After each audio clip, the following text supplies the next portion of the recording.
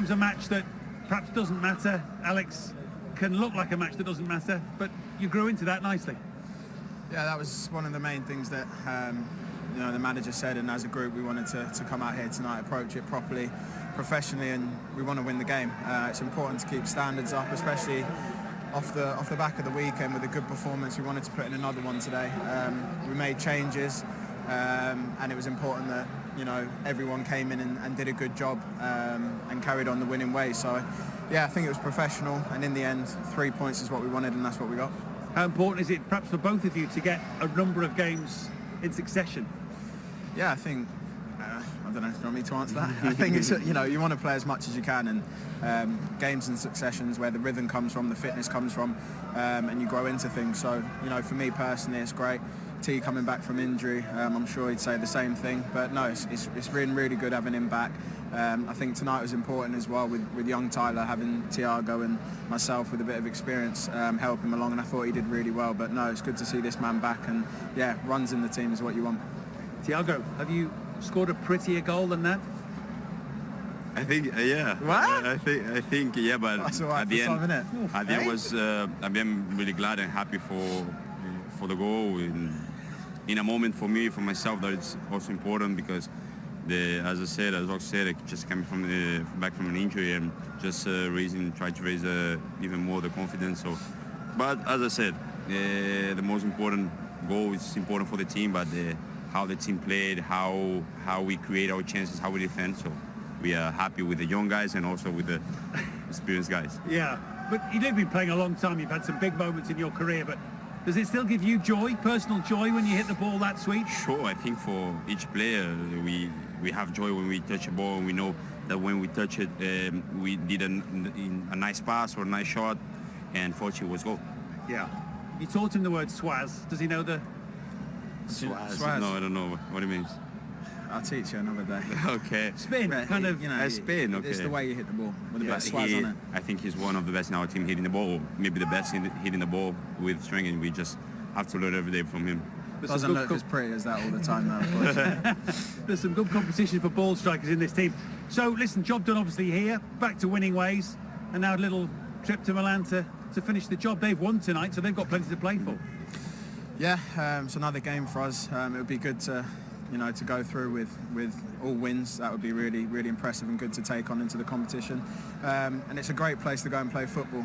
Every single one of us would, dreams of playing at the San Siro in Champions League nights away at Milan. So that's what we're here to do. Despite the position in the table, I feel like we're going to approach the game in the right way. If we make changes, it's a good opportunity for boys to get minutes in the legs and put on a good show. For what it's worth, in my humble opinion, you both played great, but perhaps for the goal, Thiago gets player of the match. Oh, thank you. Well done, mate. Thank you both. Thank you, my brother. Cheers, Well guys. Thank you. And it was a beautiful goal, wasn't it? We will look at it in a moment. But how important was tonight for those players to win that game? Because I'm assuming Klopp's going to be relying on his wider squad over the coming months, is he not, with the busy fixture list in December? Yeah, and then thinking further afield, January, African Cup of Nations, so you're losing another couple of players, maybe a few players there. So yeah, he's going to have to rely on your squad. Inevitably you have to do that. Liverpool's problem is if you lose 8 or 9 players. I think 15, 16 players are exceptional, as good as anything in the league. But I think last season, as we saw, when you get even more injuries and injuries to key players as well, that's when it's a problem. That's when the likes of Chelsea and Manchester City in the Premier League probably have more depth in their squad. But they're starting sort of, the group of 15, 16 are absolutely exceptional. 1 or 2 extras came in today, a couple of young lads as well. It was lovely to see, wasn't it? Which is great to see, and a great time to be able to do it. And they've earned that because, as I say, 4 wins out of 4 prior to tonight has enabled them to do that. And then it brings a smile on your face when you see the next generation of players, because they could be, 5, 6 years, they could be the mainstays in the team. And we're talking about the next generation coming through again. We'll have the perfect 2 in the studio here to talk us through that spectacular goal from Thiago. As Matt Smith said to him, there can't be any feeling that's sweeter than this, because that was a sensational goal, wasn't it? No, do you know what? It's one of those strikes that you could look at this from every angle and you could spend 10 minutes on it, because it was so pure. And I think it's the one from behind the goal you see. It's such a difficult skill to keep that down. This is the angle here. He's got players and bodies in the way for him to control this one, the technique, you know, to keep that low, right as far in the corner as you can possibly go. It's just a delightful strike from such a wonderful technical player. You both hit a few like that in your time. No. It's virtually impossible to hit it like that, see, but I'm telling you, there's only one or two players on that pitch that could have scored that goal. He is such a technician. He's such a sweet striker of the ball. It's, if that ball was bounced and you're saying, right, one player to hit it, I would have immediately said, Thiago, you want him, Thiago, lacing that ball. And it was just perfect. It was almost like a skimmer, wasn't it? You could just see it fizzing across the pitch. Wow. And look at the way he angles his body. He almost runs around. It gets to the left to open his body out so he can really sweep. Yeah, such a difficult technique. The amount of times you see that blazed over the crossbar from that angle. And it doesn't even look like he's trying to hit it too hard. You know, it's just all about controlling the ball. And like you say, he's hitting it with the outside of the foot to keep that, you know, the backspin on it. It was delightful strike. How many times do you think he'll watch that back? He probably does it every day in training anyway. I mean, he's that type of player, isn't he? He's absolute total technician. He's a player's player, I think. You know, when you see him in training, that type of player, I think the players that play alongside him probably appreciate him more than the stats will say or fans will give him credit for, things like that, because he's different. He is a real baller, isn't he? You know, there's only a few that come, you know, you play alongside throughout your career, really. Someone that's just different to everyone else. Do you know what? It's similar to like a Luka Modric or something like that. I played with him at Tottenham. You know, a player that won't get you, lots of goals a season. He's not going to make loads of tackles. In the stats, he's probably not as good as, you know, some of the others. But when you watch him as a footballer, you just know the talent and the ability he's got, the way he can dictate games. It is nice. It's beautiful to watch. It is beautiful to watch. Then Mo Salah doubled the lead. Great ball in initially from Tyler Morton. Yeah, Tyler just checking his shoulder there, you see, and a long sweeping ball. Defender will probably be disappointed he didn't cut it out, but after this, I mean, Salah does a little back heel, then a nice little bit of movement, then he doesn't touch it after that. Just a little sway of the body, sends the defender on his back, and then he sweeps it into the near post. I mean, the game is not complete at Anfield without a Mo Salah goal. Yeah, they don't cover themselves in glory, Porto, I have to say. I'm sure the defender looks like he's been shot. And then, but having said that, it was beautiful. I mean, what is he doing, the defender there? But, yeah, nice little swivel from Salah, great pass from Henderson, and that was game over, really, because you just didn't think that Porto were coming back from that. He is just a player that is full of confidence. He's at his peak right now, is he not?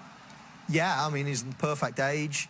He's experienced. He came to Liverpool having done the hard yards, really, you know, found his feet, you know, struggled a bit at Chelsea, got let go, then started really developing his career in Italy. And then he's come as the finished project. So, you know, he's going to break all kinds of records if he stays on this level. And he's so fit and strong. I can't see him really, you know, taking a nosedive. He's still in his 20s. He's got years to go. He's one of those players as well, like Ronaldo and Messi, who never seem to get rested. Like tonight, for instance, perfect opportunity to rest them.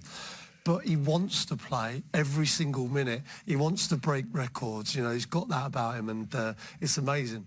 It really is. And actually, Liverpool are scoring goals for fun at the moment. They have equalled their record, as you can see there, 55 goals in all competitions. That's across 19 games. I mean, that's incredible.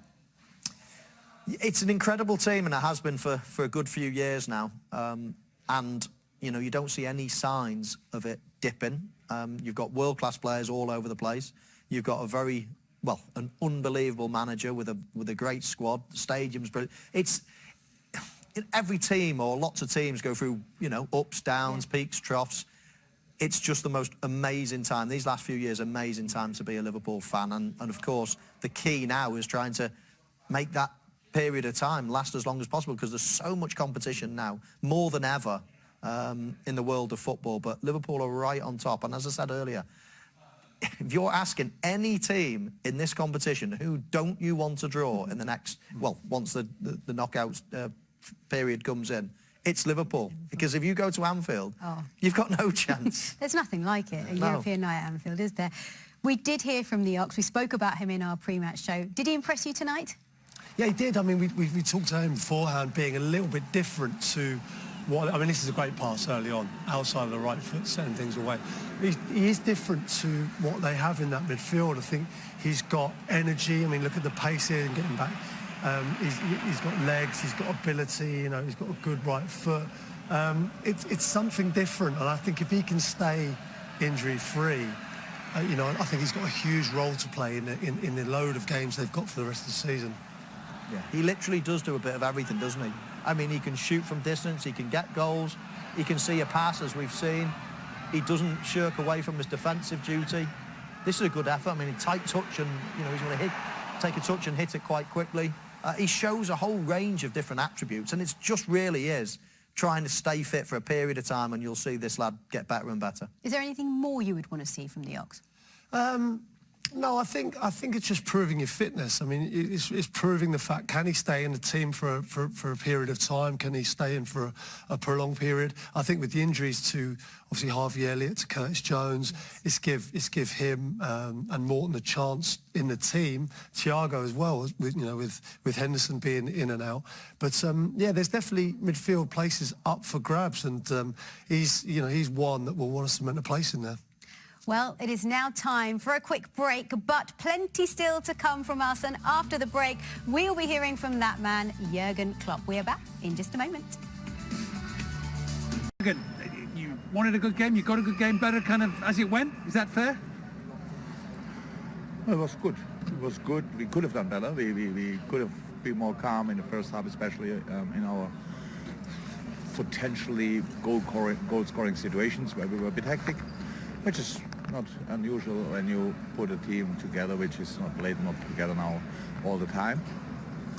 But you can see in this situation as well the desire of the boys to win the game. I think some people might have thought that we play only a little bit how can you say that? An easy game or something like that, but we were not here for that. Anfield is sold out means we won a goal. And that's what the boys did. We won the game, 2 exceptional goals, to be honest. Of course, especially Thiago's, wow. And so, all good. Yeah. Sometimes, like Saturday, it needs a moment, a strange moment to change the course of the game. Tonight was a lovely moment, huh? Yeah. Absolutely. So, as I said, it's so important. So many good things happened tonight, like performance-wise, individually. Players could get minutes, rhythm, confidence, all these kind of things. Nobody got hurt. We could bring the right players. Dr. Schlumberger, our rehab head of rehab, gave Millie 15 minutes. That's what he said. Imagine that. You go in the game and say, okay, Millie can play 15 minutes. So, okay. So we gave him, I think, 12, 13. And that was good. Hendo could play. Robbo came on, which is good. And so, how I said, it's really the right player could get rested. I think for Trent, it's important that he doesn't play constantly, and for Virgil obviously as well, so all good. Does Millie not like Milan with the strange yellow card at the end? Does he not want to make the trip, or? I have no idea, to be honest. It's Millie. What can I say? He's actually too old to criticize him for these kind of things, but it's he got a yellow card in that situation. It shows on one side, of course, that he obviously is, when he's on a pitch, he just forgets everything around, and but about the rest you have to ask himself. Yeah, and I imagine it's a night where a manager can learn things about individuals, about combinations. You can take things away and they'll learn about each other. Some of the younger players, some of the inexperienced players. Yeah, absolutely.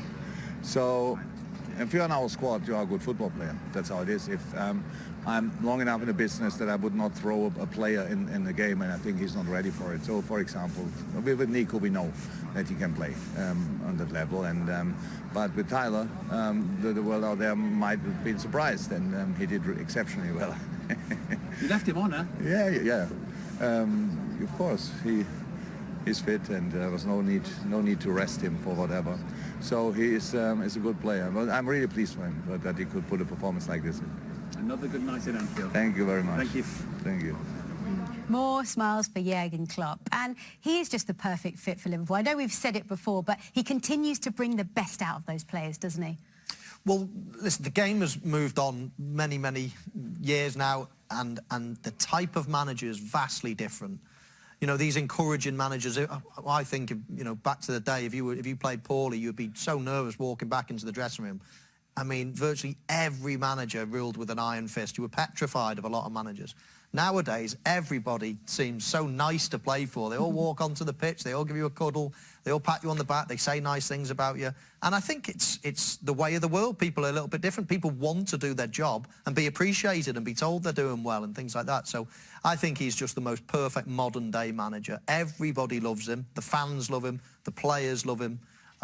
He encourages, you know, he's got a hard streak as well. Yes, but he's certainly a person that everybody look. He's galvanized the city, and no, I mean, long may he be the manager of Liverpool.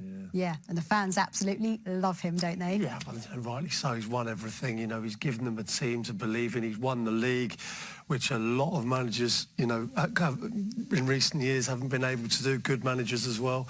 Yeah, as Mo said there, he's galvanised the team. It's a young, hungry team, and he looks like, I mean, when I see him interviewed, the moment he comes on the screen, you smile. Yes. And it's quite easy to do that when you win in every single week, let's be honest, because, you know, you haven't got anything to complain about. But he looks like a manager that you'd want to play for. I'd love to have played for him. The players look like they really enjoy it. Obviously, the fans will love him forever, and he's got that job for as long as he wants it. One thing that is fascinating in terms of the longer that you stay there as a manager, inevitably you're going to have to almost change your team at some point.